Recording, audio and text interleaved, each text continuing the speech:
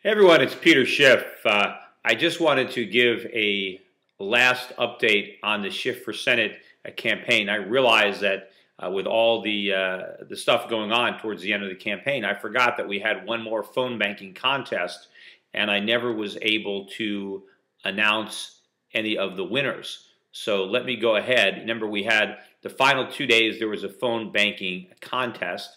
Who could make the most calls in the last 2 days? The winner with 1,589 calls was Kenny Tan from New York. Second place was Abdulhamid Boud, I'm sure I mispronounced that, from Connecticut with 1,511 calls. And in third place was Anthony Parkhill from San Diego, who made 1,278 calls. And as I said, we put the names of everybody who made a sufficient number of calls. I think it was at least 50 or more for a number of days. And I forget the criteria. But anyway, we had a raffle, and the two winners were Brad Duffy in Iowa and Kathy Pretrios from Connecticut. So 5 people, and what I had promised the winners was 3 copies of my father's books that I was giving away with donations. And so those are 5 winners. You will be getting your books. Now, I know there are a number of you who have yet to receive books. And T-shirts, by the way. I've signed a lot of T-shirts in the last week, and we're shipping out a lot of books. Some of the books I didn't have, and I had to have them shipped over from a place I had some of them stored. So, and of course, we were very busy in the final weeks of the campaign, so I really didn't have the time to send out the books. But all the books are going to go out. All the T-shirts are going to go out. So if you haven't received either your books or your T-shirts yet, it's not because we forgot about you. It's just because we haven't been doing it. But they will all go out relatively soon, and so everybody will have them. You know, one more thought on the phone banking. By the time it was all done, it was just over a month of phone banking, but we made over 200,000 phone calls. I mean, 200,000 phone calls by volunteers. I think it's a fantastic effort. One only imagines what might have been accomplished had we had this system a little sooner, and maybe we could have been doing the calls for a longer period of time, or if even more people. Remember, we did this with only about 100 people per day participating. We still made 200,000 calls. Imagine if 1,000 people had participated and we had made 2 million calls. Who knows if it would have made a bigger difference. But I think it's a very effective system, and I think other candidates who are running for office should use it to the extent that they can have enough motivated volunteers, as I did. One also final note on the publicity. If you go, you'll see the Wall Street Journal came out with an article on me today. Now, they actually interviewed me and recorded all the video and had the whole thing in the can about 2 weeks before the primary. And initially, they were going to run this piece before the election. In fact, the idea was to show that I was a candidate and a stockbroker, and show my life and as a candidate. And they didn't run it until yesterday, 2 weeks after the primary. Now, I don't know why they decided not to run it. Obviously, I don't think it's that flattering a story about me. I mean, in typical Wall Street Journal style, they try to discredit me. The Wall Street Journal wrote an article about me in early 2009 about how much money my clients lost in 2008. Of course, the same reporters had no interest in writing a story about how much money my clients made in 2009. They told me that I got lucky in 2009. All they cared about is 2008. And of course, they didn't write about how my clients did for the 8 years or the 9 years prior to 2008. And the Wall Street Journal, again, did the same thing.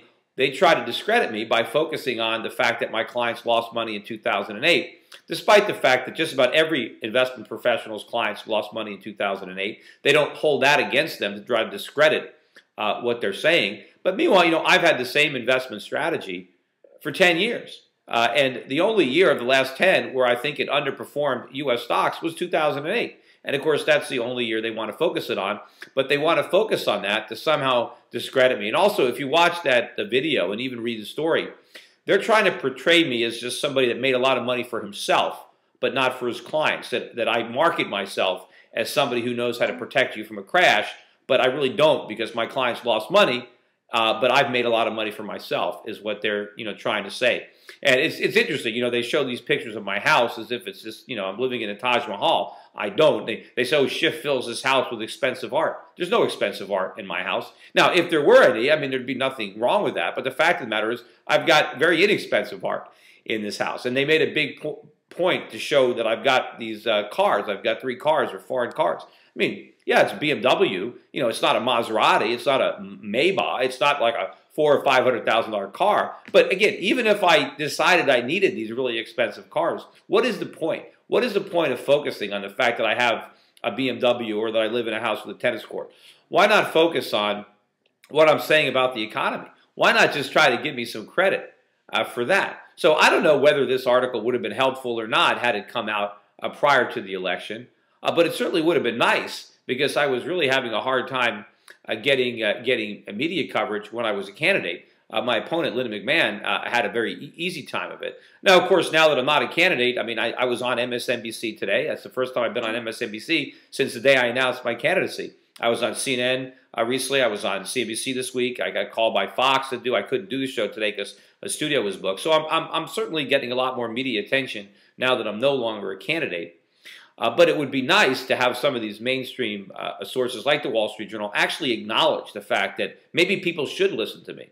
They wanted to discourage people from following my advice by labeling me, I'm a crackpot, I'm outside the mainstream.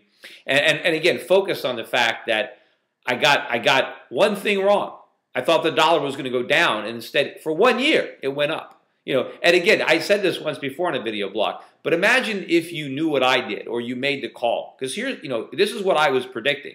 I said that we're going to have a collapse of the housing market, that Fannie and Freddie are going to go bankrupt, that unemployment is going to be 10%.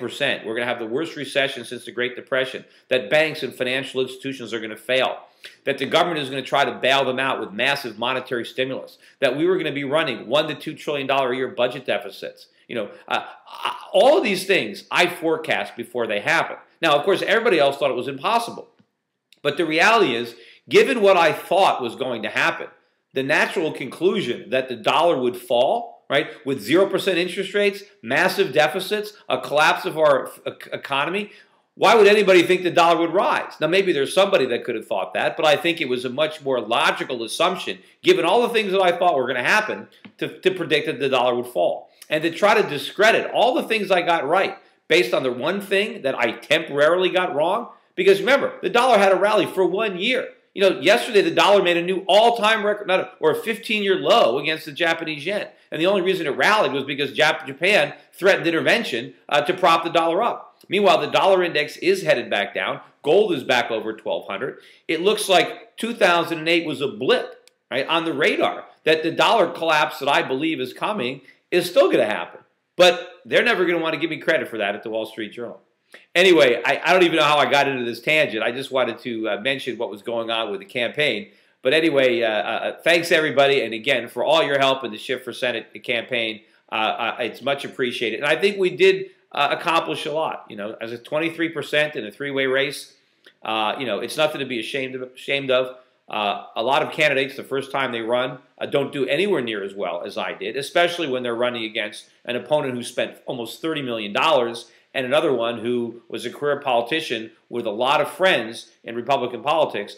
I started this race with no name recognition and no friends. And I've ended the race, I think, very well respected among many of the Republicans in the state of Connecticut, and with about a 50% name recognition in the Republican Party.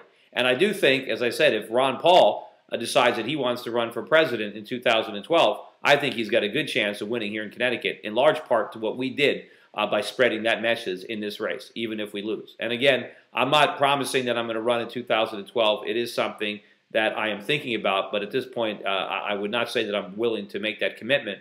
But if I do decide to do that, obviously what we did this year is very, very important to potentially paving the way for a more successful run in the future. Anyway, take care, everybody. Bye-bye.